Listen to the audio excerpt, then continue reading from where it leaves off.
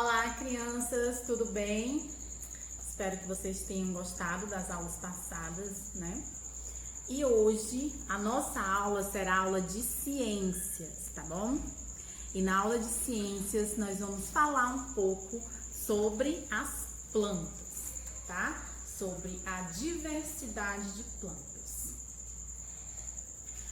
Quando nós falamos sobre diversidade de plantas, nós falamos sobre as plantas terrestres, né, as que vivem na terra, as aquáticas, que são as que vivem na água, e as aéreas, que são plantas que vivem suspensas, né, às vezes em outros galhos de outras plantas, que ficam mais altas. Então a gente chama essas plantas de plantas aéreas, tá bom? Eu trouxe uma planta aqui para vocês, para mostrar para vocês. Essa aqui é uma plantinha que eu ganhei, tá? Ela é uma planta pequena e que eu utilizo ela dentro desse potinho por enquanto. Mas quando eu ganhei, ela era uma plantinha pequena, né? Muito pequenininha. E agora, com o decorrer do tempo, né? Dos dias e com os cuidados que a gente tem que ter como planta, ela tá se desenvolvendo. Ó, vocês podem perceber que ela solta os galinhos, ó. Ela solta esses galinhos quando eles vão ficando mais velhos, tá? E aí ela vai subindo e vai crescendo mais em cima. Ó, pode observar que aqui tem vários dos galinhos que ela já soltou. Quando pra gente entender sobre as plantas, a gente precisa entender as partes de uma planta, né? Primeiro, aqui embaixo, né, dentro do copinho, tá a raiz da planta. Subindo, nós temos o caule, tá? Depois, você vai ver que aqui são as folhas, tá? E tem outros tipos de planta, pode ter flores e pode ter também frutos, tá?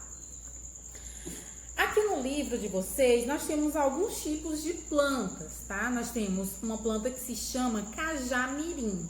A cajamirim, ela é uma planta terrestre que atinge até 25 metros de altura, ou seja, não é um tipo de planta que você vai utilizar em um jarro, em um recipiente, tá? Ela é uma planta que você precisa de um terreno para ela ser plantada, porque é uma planta que vai crescer bastante, tá? E ela pode ser encontrada na região norte do país, tá? Pode ser encontrada até no estado do Rio de Janeiro também, na região sudeste. O seu caule é reto, parecido com esse daqui, tá? E pode ser utilizado na fabricação de diversos objetos, como barcos, tá? Os seus frutos são de cor amarelada e são utilizados para fazer sucos e sorvetes, tá? Cajamirim é uma planta que dá o fruto que é a cajá. Eu não sei se vocês já beberam ou viram a fruta, mas acho que o suco quase todo mundo já tomou, que é o suco de cajá, que é um suco delicioso, tá?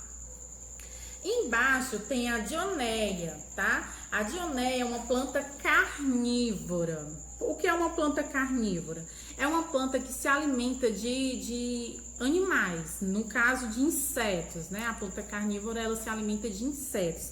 Ela vai abrir bastante e quando o inseto pousar, ela vai fechar, né? Esmagar o inseto, tá bom? A dionéia, ela é uma planta carnívora que pode atingir até 15 centímetros de altura. Ela geralmente é encontrada em solos pobres em nutrientes. Por isso, apesar das dionéias produzirem o seu próprio alimento, elas complementam sua nutrição ingerindo pequenos insetos, pequenos animais, né? Quando esses animais pousam nas suas folhas, elas se fecham ao redor deles, ou seja, ela vai abrir, mais ou menos assim, e quando o inseto pousar, ela vai, ó, fechar, como se fosse duas mãos, tá? Do outro lado, a gente vai observar outros dois tipos de plantas. A Vitória Régia, que é uma planta aquática. Acho que vocês também já devem ter visto em alguns livros sobre a Vitória Régia. Ela tem as folhas circulares, ou seja, em forma de círculo, que podem atingir até 2 metros de diâmetro, ou seja, é uma folha bem larga, folha da Vitória Régia, né? Bem grande. As suas raízes se fixam no fundo dos rios. Os caules ficam abertos pela água e as flores flutuam nela, tá? Alguns indígenas extraem um líquido de cor preta da raiz dessa planta, utilizando como tinta para pintar os cabelos, tá? Isso aí a gente não sabia, né? Então, eles utilizam essa tintura para pintar o próprio cabelo, essa tintura que eles tiram aí da planta da Vitória Régia.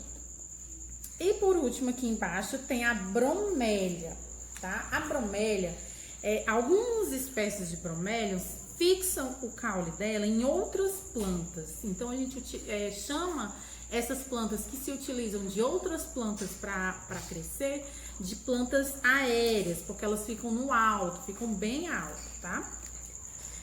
As bromélias podem atingir até 1,5 m de altura, tá? Quando elas ficam adultas. E elas apresentam o caule reduzido e suas folhas geralmente são estreitas e longas, com coloração verde, vermelha ou roxa.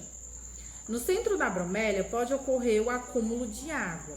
Por causa da sua beleza, muitas vezes elas são utilizadas para decorar ambientes, sendo cultivadas em vasos ou fixadas em outras plantas, tá?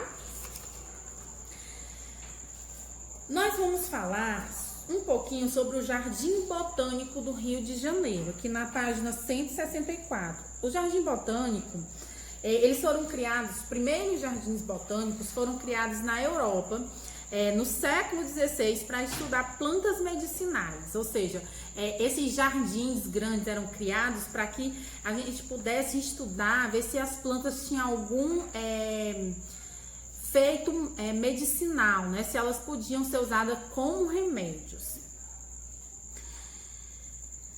Poderiam ser usadas no tratamento de doenças, ou seja, elas poderiam ser usadas no tratamento de doenças. No Brasil, existem diversos jardins botânicos, e entre eles, o Jardim Botânico do Rio de Janeiro, que é um dos que se destacam mais. Ele foi criado em 1808 com o objetivo de cultivar espécies de plantas de outros locais do mundo. Plantas como baunilha, canela e pimenta tinham grande importância econômica na época e eram cultivadas nesse jardim. Por quê? Porque elas produziam especiarias, né? A canela, a pimenta eram especiarias que eram vendidas, eram muito comercializadas, então elas eram muito importantes. Por isso que foi criado o Jardim Botânico. Atualmente, o Jardim Botânico do Rio de Janeiro é um importante local de pesquisas científicas. A gente pesquisa bastante, é bastante pesquisado sobre as plantas, sobre o bem que elas fazem, né? Conservação de espécies ameaçadas e também de educação ambiental. Conhecer um pouco da riqueza das plantas que existem em nosso país e em outros locais do mundo nos faz refletir sobre a beleza desses seres vivos e a importância deles para a vida no planeta Terra. Então, as plantas é um bem imensurável.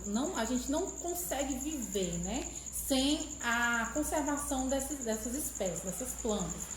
A gente não pode, é por isso que é tão importante a gente estar sempre lembrando que não pode se derrubar árvores, né, desmatar, porque o planeta precisa das plantas para que haja vida, para que a gente consiga respirar, para que os animais tenham seu habitat.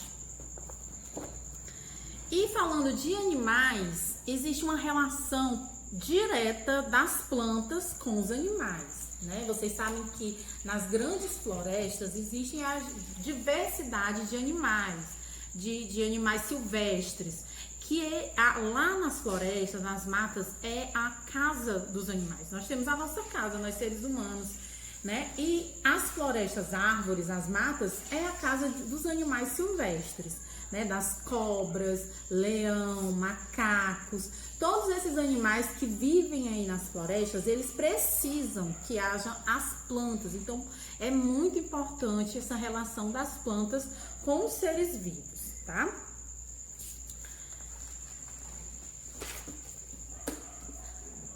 Uma das principais características das plantas é utilizar a luz solar, ou seja, a luz do sol, e outros componentes do ambiente, como a água, o gás carbônico, para produzir o seu próprio alimento. Por exemplo, essa plantinha, ela precisa de água e da luz solar. Então eu preciso todos os dias deixar com que ela receba a luz do sol, né? A luz solar. Porque com isso ela vai produzir o próprio alimento e aí ela vai continuar crescendo. Se eu não deixar a plantinha recebendo, né? Se eu deixar ela dentro de casa e ela não receber a luz solar, ela consequentemente não vai se desenvolver e vai acabar morrendo. Porque a luz solar traz esses nutrientes para que ela consiga se desenvolver, tá?